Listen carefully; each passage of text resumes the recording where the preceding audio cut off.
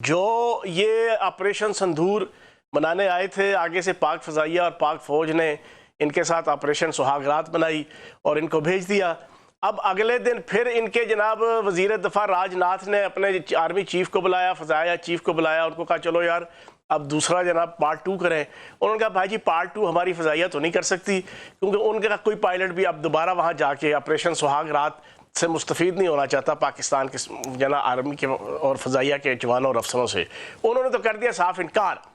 उसके आगे फिर उनके पास ऑप्शन क्या था, इन्होंने कहा चलो बगैर पायलट के जो इजराइल इनका स्पॉन्सर है और पूरा वो एंटी पाकिस्तान इंटरनेशनल इस्टेब्लिशमेंट के सारे मोहरे और करैक्टर और फैक्टर और जनाब जितने लोग हैं उनको हम मदद लें, और उनकी मदद से फिर इन्होंने UAVs जो ड्रोन्स की एक किस्म होती है उसके ज़रिए से इन्होंने पाकिस्तान के ऊपर अटैक करने की कोशिश की, और उसमें भी ये जलील और रुस्वा हो गए। 35 के करीब इनके ड्रोन्स जो ना वो ज़मींदोज़ और ज़मीं बोस हुए, और वो बड़े टेक्निकल तरीके से हुए। मैं आज आपके इस TV चैनल के ज़रिए से, क्योंकि कल बड़ी हरासमेंट रही है पूरा दिन मीडिया के अंदर भी, सोशल मीडिया में भी और पब्लिकली भी लोगों में, कि यार ये जो 35 ड्रोन्स आ गए इंडिया के इजराइल के बनाए हुए, इनको पाकिस्तान की फोर्सेस रोक क्यों नहीं सकी। तो मैं आपको एक चीज़ दोबारा क्लियर कर दूं, हालांकि क्लियर हो चुका है लेकिन आपके TV चैनल से तज़कीरे नफ्स के लिए, पाकिस्तान के टेक्निकल स्टाफ सिग्नल कोर ने और पाकिस्तान के इंजीनियर्स ने और पाकिस्तान की अफवाज ने और फ़ज़ाइया ने बड़े सॉफ्ट हिट के साथ इनको जनाब ज़मी बोस किया। वजह ये जो आपके इजराइल के बनाए हुए ड्रोन्स थे, इनका बुनियादी ऑब्जेक्टिव ये था कि जब इनको हार्ड हिट किया जाएगा, जो इनकी थीम है इन ड्रोन्स की और जिस मकसद के लिए भेजे गए थे, ये पाकिस्तान के अंदर हर शहर के अंदर भेज के इन्होंने देखना था कि पाकिस्तान का जो एयर डिफेंस सिस्टम है, पाकिस्तान के जो एंटी एयरक्राफ्ट सिस्टम है, किस किस शहर के किस किस लोकेशन पे मौजूद है। और फिर इनका सिस्टम ये था कि जैसे ही इनको हार्ड हिट किया जाता, उसी वक्त इन्होंने अपने पीछे जो इनकी सिस्टम से जिससे कनेक्टेड थे वहां पर पूरी लोकेशन और उसके पूरे वेयर अबाउट्स उस एयर डिफेंस सिस्टम के, उस एंटी एयरक्राफ्ट सिस्टम के और उस तमाम इक्विपमेंट के जो फौजी इक्विपमेंट होने थे, उसकी लोकेशन भी, उसकी पूरी की पूरी जनाब ABCD और इची बिची वो इन्होंने वहां सेंड करना था, और फिर वहां से उन्होंने जवाबन फिर अटैक करके उनको हिट करना था उस पूरे सिस्टम को हमारे।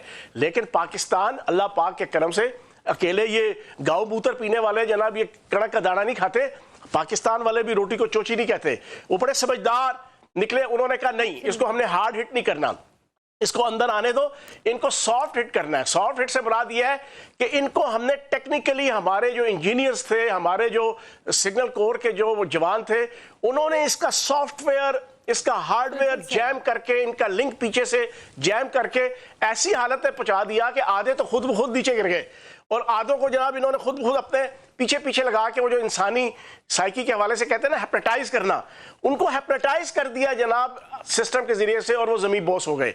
ये बहुत बड़ी फतह है पाकिस्तान की फौज की, फ़ज़ाइया की, अफवाज पाकिस्तान की। अब बारी है पाकिस्तान की।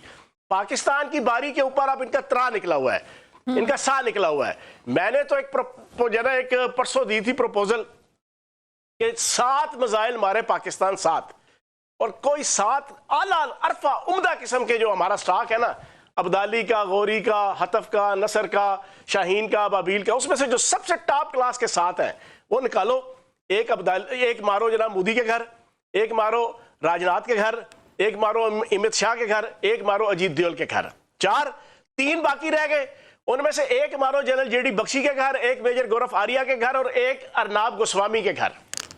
ये 7 अगर पाकिस्तान मिसाइल मार देना कोई अच्छे से, अब्दाली या अल-फतेह, मैं कहता हूं इस खित्ते के अंदर ऐसा अमन आएगा कि अगले 100 साल ना पाकिस्तान जंग का सोचेगा ना इंडिया सोचेगा। लेकिन अगर ये मजीद चीजों को लिंगर ऑन करते हैं तो फिर 3 मिसाइल और भी ऐड कर लें, 10 मिसाइल हो गए। 3 कौन से? एक मारे ये कशन गंगा डैम के ऊपर, एक मारे जनाब सलाल डैम के ऊपर, और तीसरा मारे गुलबिहार डैम के ऊपर।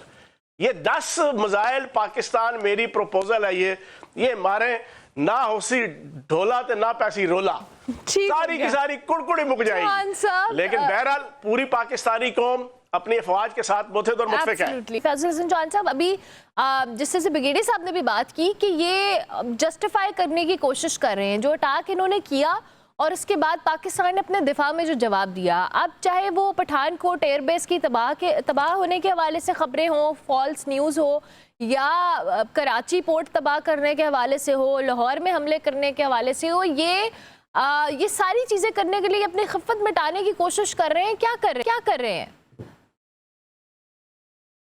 देखिए, इनकी पिछले 26 साल की हिस्ट्री उठा के देख लें, और स्पेशली जब से बीजेपी थोड़ी सी जनाब ताकत के अंदर और पावर के अंदर आई, इनका 1999 के अंदर जनाब कंधार त्यारा केस आप देख लें, वो भी सारा झूठ के ऊपर मबनी था।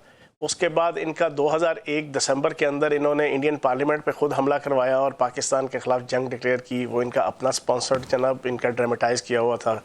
फिर उसके बाद इनकी मक्का मस्जिद का बम धमाका था। फिर आपका इशरत जहां नामी एक गुजरात के अंदर फेक किस्म का एक एनकाउंटर था, जो इन्होंने लश्कर तैयबा के ऊपर जनाब लगा के पाकिस्तान की ISI और फ़ौज को मुवर्रिद इल्ज़ाम ठहराया। फिर इनका समझौता एक्सप्रेस का वक़ूआ हुआ, इनके जनाब अपना किया हुआ। फिर उसके बाद आप इनका बम्बई केस देख लें, जो आपका मशहूर ज़माना 26/11 था, उसकी भी लंबी स्टोरी है कि उसकी पूरी इन्वेस्टिगेशन के अंदर इन्होंने पाकिस्तान के साथ तावन करने से इनकार किया। फिर उसके बाद 2016 का उड़ी, और फिर 2016 का पठानकोट, फिर 2019 का पुलवामा, और अब ये आपका पहलगाम। 26-23 साल में आपको तमाम जितने ये वक़ूए हुए हैं, पहली बात तो यह है कि उस वक्त आपको बीजेपी इक़्तिदार के अंदर नजर आएगी और ताज़ा कोई ना कोई इलेक्शन, मिड टर्म या जनरल इलेक्शन आपका होने वाला होगा। ये चीज़ तो बड़ी कोइंसिडेंट है। इसके ऊपर पूरी कौम, पूरी दुनिया जनाब को समझ आ जाती है कि दाल में कुछ काला नहीं, सारी की सारी दाल ही काली है।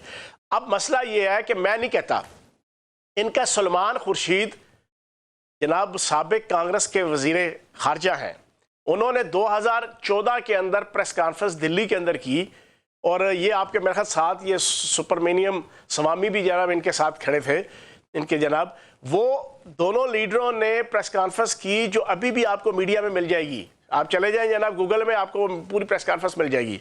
उसमें उन्होंने ओपनली कहा कि इंडिया के अंदर जितनी दहशतगर्दी की कार्रवाइयाँ हो रही हैं, ये पाक फौज या ISI नहीं, ये बीजेपी, RSS और इंडिया की इस्टेब्लिशमेंट खुद करवा रही है।